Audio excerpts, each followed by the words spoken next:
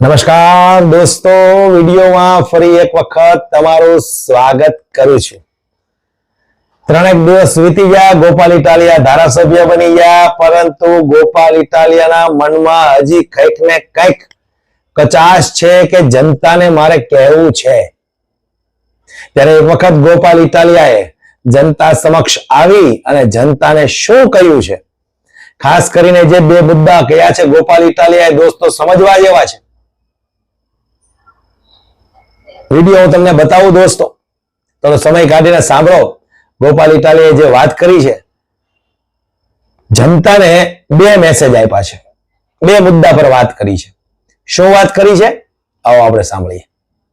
નમસ્કાર મિત્રો, હું છું ગોપાલ ઇટાલિયા। આજે 26મી જૂન 2025 નો દિવસ, ચૂંટણીનો પરિણામ આવ્યાને આજે 3 દિવસ થઈ ચૂક્યા છે। આજે હું તમને બે અતિ મહત્વની વાત કહેવા માટે આવ્યો છું। જો કે મને માંડ એટલો સમય મળ્યો છે કે હું આ વિડીયો બનાવીને તમને મારી વાત કહી શકું, કેમ કે હજારો લોકોની લાગણી છે, પ્રેમ છે, એટલો બધો અંદરથી માણસને ઉમળકો છે કે દરેક વ્યક્તિ મને મળવા ઈચ્છે છે, મને રામ રામ કરવા ઈચ્છે છે, મારી યારે ફોન ઉપર વાત કરવા ઈચ્છે છે, ફોટો પડાવવા ઈચ્છે છે, હજારો લોકો। અને એક બાજુ હું સતત લોકોથી ઘેરાયેલો છું।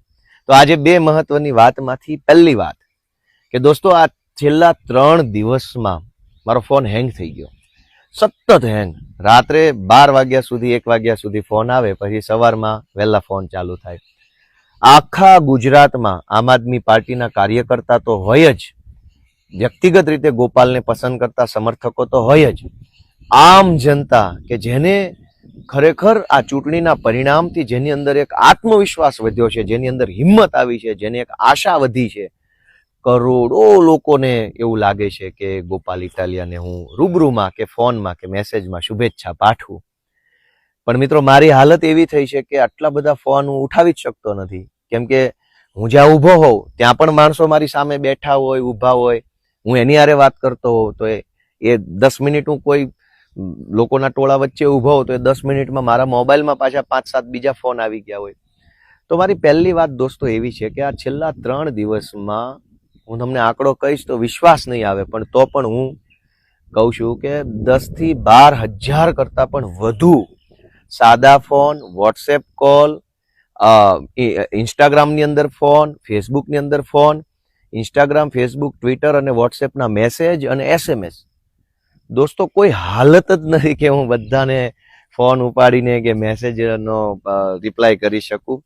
એટલી હદે લોકો મને લાગણી અને પ્રેમ વ્યક્ત કરી રહ્યા છે। એ બદલ ગુજરાતભરના લોકોનો હું ખૂબ ખૂબ આભારી છું, બધાનો હું આભાર વ્યક્ત કરું છું અને બધાની એ વાતની માફી માંગુ છું। બધારે હું ફોન ઉપર વાત કરી જ નથી શક્યો, કેમ કે એટલા ફોન આવે છે કે એટલા ફોન આવે છે કે હું શું કહું। મારી હારે જે 2-5 મિત્રો રહે છે અત્યારે, એ જોઈ રહ્યા છે સતત કે કેટલી લાગણી અને કેટલો પ્રેમ લોકો આપી રહ્યા છે।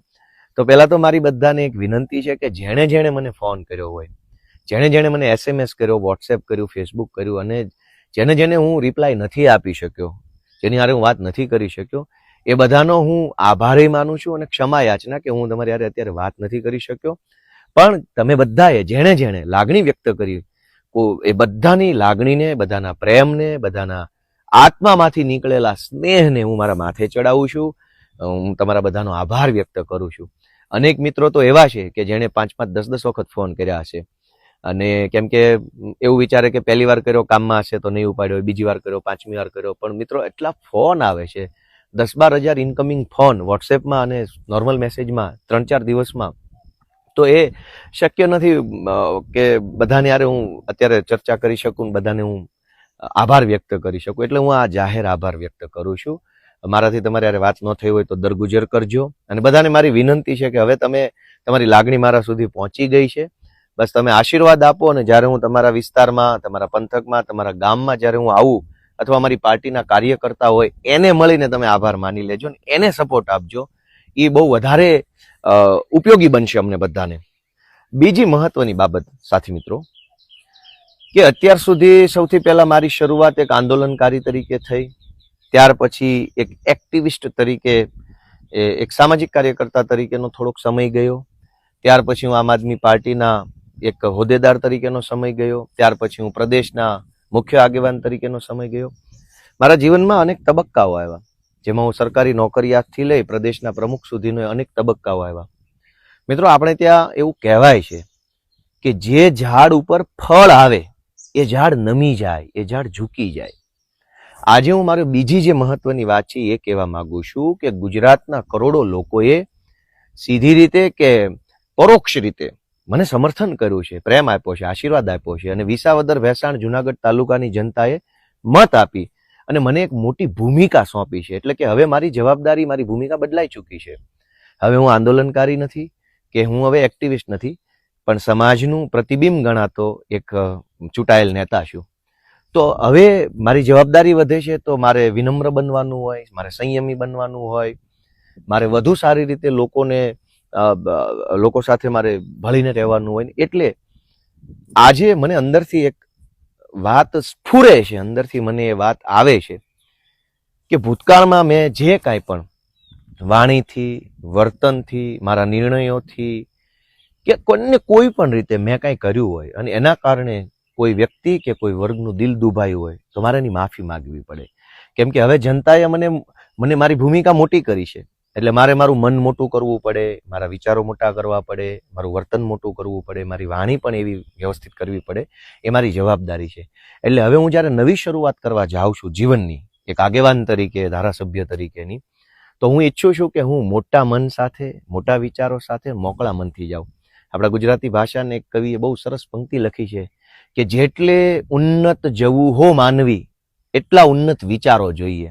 જેટલી ઊંચાઈ ઉપર આપણે પહોંચવું હોય દોસ્તો, એટલા ઊંચા વિચારોની જરૂર પડે છે. કેમ કે જીવનની ઊંચાઈ છે એ સીડી ચડી નથી ચડી શકાતું. સીડી છે એ જીવનની ઊંચાઈ પર ન લઈ જાય. જીવનની ઊંચાઈએ જવું હોય તો વિચારોની ઊંચાઈ જોઈશે. અને એટલે હું મારી નવી શરૂઆત કરતા પહેલા આખાય ગુજરાતમાં હજારો કરોડો લોકો જેને ભૂતકાળમાં ક્યારેય પણ જાણતા કે અજાણતા મારી વાતથી, મારા વર્તનથી, મારા પ્રયત્નો કે મારા નિર્ણયોથી ખોટું લાગ્યું હોય, દુઃખ લાગ્યું હોય, આઘાત લાગ્યો હોય, એ બધાની હું બે હાથ જોડીને માફી માંગુ છું. મારું મન હું મોટું કરું છું, મારા વિચારો મોટા કરું છું, મારી ભૂલોની હું માફી માંગુ છું અને નવી એક શરૂઆત કરવા જઈ રહ્યો છું. કેમ કે વિશાળતા સંકુચિતતાથી કંઈ કામ થવાનું નથી. સંકુચિતતા છે એ માણસને પાછળ લઈ જાય છે, વિશાળતા માણસને આગળ લઈ જાય છે. જનતાએ જ્યારે મને મોટી ભૂમિકા સોંપી હોય તો મારી એ જવાબદારી છે કે હવે હું વિશાળતા તરફ આગળ વધું. હું આશા રાખું છું ભૂતકાળમાં રાજકીય રીતે, ધાર્મિક રીતે, સામાજિક રીતે, વ્યક્તિગત રીતે, બીજી કોઈ પણ રીતે સોશિયલ મીડિયામાં કે ભાષણમાં મારી કોઈ બાબત અયોગ્ય હોય, ખોટી હોય તો એ બાબતનો હું ક્ષમા પ્રાર્થી છું. હું બધાનો દિલગીરી વ્યક્ત કરું છું અને બધા પાસેથી હું માગું છું કે હું તમારો છોકરો છું, તમારો દીકરો છું, યુવાન છું. તમે મારું ઘડતર કરજો, તમે મને શીખવાડજો. તમે મારું બાવડું તો ઝાલ્યું છે, હવે તમને જરૂર જણાય તો મારો કાન ઝાલજો. હું ઈરાદાપૂર્વક મેં જીવનમાં ક્યાંય ભૂલ કરી નથી, ભવિષ્યમાં કરવા માંગતો નથી. હું બે વસ્તુની પરફેક્ટ ખાતરી આપી શકું છું કે કોઈ પણ કામ હશે ગુજરાતના કોઈ પણ છેડે, એમાં મારો ઈરાદો ખરાબ નહીં હોય. હું જે કાંઈ કરીશ એમાં ગોપાલ ઇટાલિયાનો ઈરાદો જિંદગીમાં ખરાબ નહીં હોય અને ગોપાલ ઇટાલિયાનો પ્રયત્ન ક્યારેય ઓછો નહીં હોય. આ બે વસ્તુની હું બાંહેધરી આપી શકું. પરિણામ તો અજારાથવાળાના હાથમાં છે, ઈશ્વરના હાથમાં પરિણામ છે. મારા હાથમાં મારી નિયત અને મારો પ્રયત્ન છે.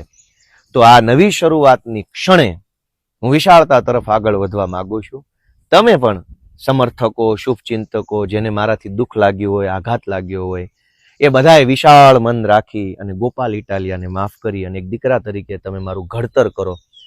કેમ કે મારે રાજનીતિમાં ઘણું સારું કામ લોકો માટે કરવું છે અને એમાં મારે તમારા આશીર્વાદની જરૂર છે. માત્ર ધારાસભ્ય બની જવું એ પૂરતું નથી. એ જીવનની એક બહુ નાની ઘટના છે. મોટી ઘટના એ હોય કે કરોડો લોકોનો આવો ને આવો પ્રેમ સતત મળતો રહે, એ મોટી ઘટના છે. અને એટલે હું ગુજરાતભરના લોકો પાસેથી, વિસાવદર, ભેસાણ, જુનાગઢ તાલુકાના લોકો પાસેથી, આમ જનતા પાસેથી, સોશિયલ મીડિયામાં રહેલા સાથીઓ પાસેથી આશા રાખું છું કે મને તમે આશીર્વાદ આપો, મારું ઘડતર કરો, મને તમે શીખવાડો, મને તમે માર્ગદર્શન આપો, મને તમે સલાહ સૂચન આપો અને તમારે જેવો નેતા જોઈએ છે, તમારે જેવો આગેવાન જોઈએ એવો બનાવવાની કોશિશ કરો. મને એવો બનવામાં રસ છે. તમે મને જેવો બનાવશો એવો હું બનીશ અને એવી રીતે હું કામ કરી શકીશ. તો આ મારી લાગણી છે.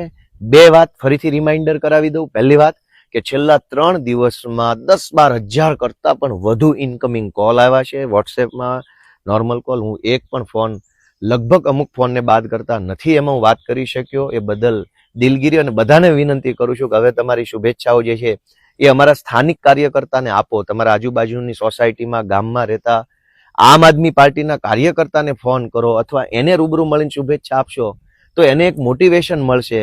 અત્યાર સુધી એ માણસ અમારી પાર્ટીમાં કામ કરતો હતો મેણાટોણા સહન કરીને, હવે જ્યારે તમે એને શુભેચ્છા આપશો કે તમારી પાર્ટીનો ગોપાલ જીત્યો એની શુભેચ્છા, તો અમારા નાના નાના કાર્યકર્તાનું મનોબળ વધશે.